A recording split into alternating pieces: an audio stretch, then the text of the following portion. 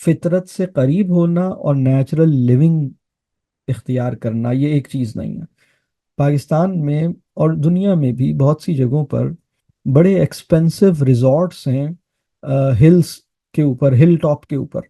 Switzerland की Alps के ऊपर बड़ी ज़बरदस्त सेंट मोरिस एक जगह है, सेंट गैलन एक जगह है, पता नहीं, बड़ी खूबसूरत, मतलब पहाड़ियों के ऊपर वो एक बड़ी ज़बरदस्त, मतलब आपको चीज़ें मिलती हैं। लुगानो एक जगह है, बादेन एक जगह है, बड़ा खूबसूरत। या आप जर्मनी के अंदर ब्लैक फॉरेस्ट एक बड़ी खूबसूरत सी जगह है। या आप दुनिया में और बहुत सी जगहों पे जाते हैं, आप तुर्की में आपको ट्रैप जोन और बहुत सारी जगहें आपको मिलती हैं।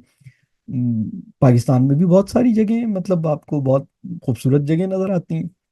और जैसे मिसाल के तौर पे भूरबन एक खूबसूरत सी जगह है, वहाँ पर एक 5 स्टार होटल वहाँ पे खुला हुआ है। किसी सुपर लग्जरी रिजॉर्ट में या होटल में जाके रहना जो है ना, ये नेचुरल लिविंग नहीं। यानी एक मॉडल है नेचर प्लस लग्जरी, और एक मॉडल है nature plus simplicity.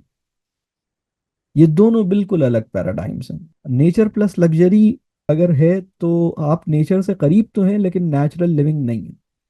Natural living ये है कि आप नेचर प्लस सिंप्लिसिटी। ये बात वाजे हो रही है।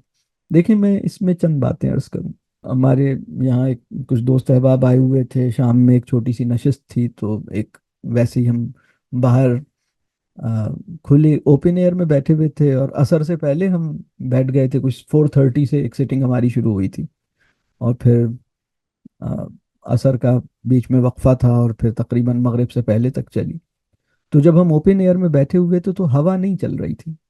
तो मैंने लोगों से पूछा कि कितने लोग ऐसे हैं जिनको थोड़ी सी गर्मी लग रही है, और कितने लोग ऐसे हैं जिन्हें ज्यादा गर्मी लग रही है।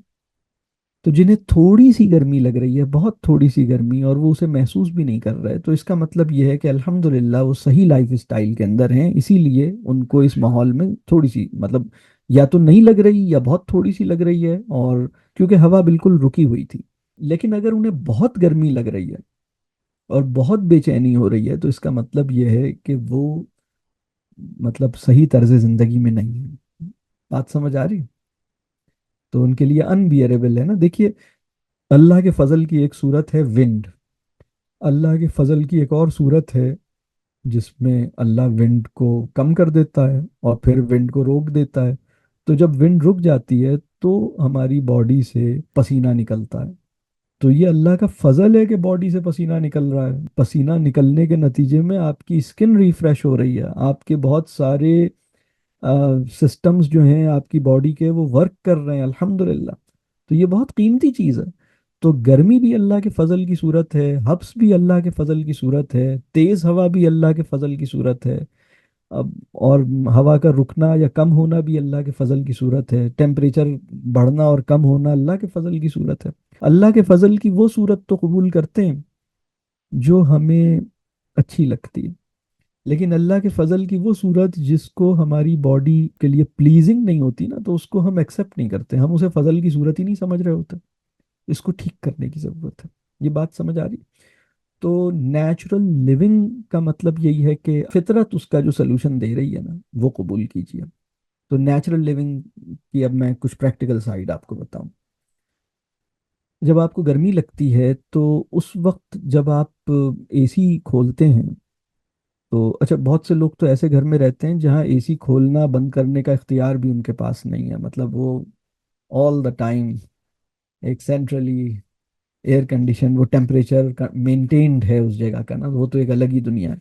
लेकिन अगर फर्ज कीजिए कि आपको गर्मी लग रही है और आप एक कूलिंग सिस्टम ऑन कर रहे हैं, उस वक्त आप, मतलब आपकी ज़रूरत ये होती है कि आप एसी ना खोलें, आप खिड़की खोलें।